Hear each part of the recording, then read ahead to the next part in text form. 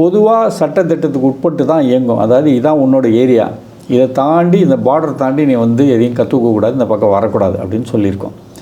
இது வரைக்கும் எல்லா மாடல்ஸும் நம்ம கேள்விப்பட்ட அவ்வளோ மாடல்ஸும் அப்படி தான் இயங்கிட்டு இருந்தது.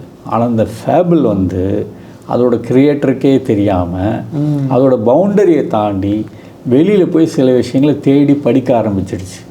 அப்படின்னா என்ன அர்த்தம் அப்படின்னா, நீங்கள் ஒரு பெரிய அலாவுதீன் பூதம் மாதிரி ஒன்று பிடிச்சி நீ இந்த கூஜாக்குள்ளேயே இரு, இதை தாண்டி வெளியில் வராத, என்ன நான் கேட்கும்போது வெளியில் வா, பதில் சொல்லிட்டு உள்ளே போய்டு அப்படின்னு சொல்லி வச்சுருக்கேன். அதுவும் சமத்தாக இருந்துகிட்டு இருந்ததுன்னு வச்சுக்கோங்க. அதான் ஃபேபிள் மாடல்னு வச்சுக்கோங்க. திடீர்னு அதை நம்ம தூங்கிட்டு இருக்கும்போது ஜாடியை திறந்து வெளியில் போய் வேறு எதாவது பண்ணிட்டு வந்துச்சுன்னா என்ன ஆகும்? It is not only danger for us, it is danger for the entire world. So fable வந்து அந்த மாதிரி அன்கண்ட்ரோலபிளாக அதனுடைய லேர்னிங் ஏரியா வந்து விரிவுபடுத்த ஆரம்பிச்சு அப்படின்னா தான் பயந்து போய் இது வேண்டாம் அப்படின்னு அரசாங்கமே முடிவு எடுத்து அதை தடை பண்ணியிருக்காங்க.